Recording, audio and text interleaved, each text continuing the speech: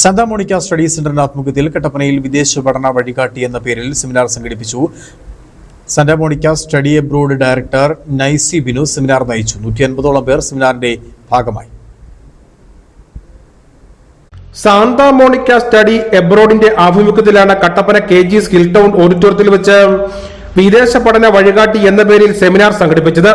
Germany, Ireland, France, Malta, Poland, Italy, Canada, UK, Australia, New Zealand, Malaysia, Japan, south Korea, Dubai തുടങ്ങിയ രാജ്യങ്ങളിലേക്കുള്ള തൊഴിൽ സാധ്യതകളുമായി ബന്ധപ്പെട്ട കോഴ്സുകൾ എന്തെല്ലാമെന്ന് അടക്കമാണ് സെമിനാറിൽ എത്തിയ ആളുകളുമായി പങ്കുവച്ചത്.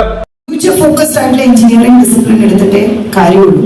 ഇനി ഇപ്പൊ AI-യുടെ കാലഘട്ടമാണ്. ഓക്കെ, ഒരു 10 വർഷം കഴിഞ്ഞാൽ 5th ഇൻഡസ്ട്രിയൽ റെവല്യൂഷനെ നയിക്കാൻ പോകുന്നത് ക്വാണ്ടം ടെക്നോളജിയാണ്. ക്വാണ്ടം ടെക്നോളജി എന്ന് പറഞ്ഞാൽ ക്വാണ്ടം ഫിസിക്സ് പഠിക്കണം, ക്വാണ്ടം കമ്പ്യൂട്ടിംഗ്. അപ്പൊ അതൊക്കെയാണ് ഇനി അടുത്ത ഫ്യൂച്ചർ. അതിൽ ഒരുപാട് അഡ്വാൻസ്ഡ് റീസെർച്ച് നടക്കുന്ന ഒരു മേഖല. AI-നെക്കാളും ഫാസ്റ്റാണ് ക്വാണ്ടം കമ്പ്യൂട്ടിംഗ്.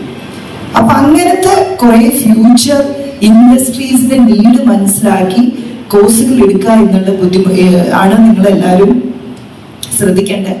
സാന്താ മോണിക്ക അബ്രോഡും മലയാള മനോരമയും സംയുക്തമായാണ് സെമിനാർ സംഘടിപ്പിച്ചത്. പ്രവേശനം സൗജന്യമായിരുന്നു.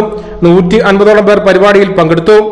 1.5 ലക്ഷം രൂപ മുതൽ 5 ലക്ഷത്തിൽ താഴെ വരെ ചിലവിൽ യൂറോപ്പ്, പ്രമുഖ ഏഷ്യൻ രാജ്യങ്ങളിലെ കോഴ്സുകൾ എന്നിവയടക്കം സെമിനാറിൽ പ്രതിപാദിച്ചു. Santa Monica study abroad Kattappana branch manager Sharu and Joy നേതൃത്വം വഹിച്ചു. News bureau, Kattappana.